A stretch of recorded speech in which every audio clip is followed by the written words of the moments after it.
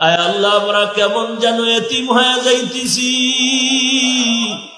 আমরা মুরব্বি হারা হতে চলছি রে আল্লাহ। প্রতি বছর আমার ডান পাশে যিনি বসে থাকতেন, বসে বসে বয়ান শুনতেন আর শেষ মোনাজাত দিতেন, সবাইকে নিয়ে কান্না করতেন, আজকে হসপিটালে বিছানায় পড়ে আছি রে মালিক। আপনার মতো বড় ডাক্তার আর কেউ নাই। ও আল্লাহ, আপনার মতো ডাক্তার আর কেউ নাই। আয় আল্লাহ, আমাদের এতিম করিয়েন না, মুরব্বি হারা করিয়েন না রে আল্লাহ। এই ফেতনার জমানায় আমরা কোথায় যাব?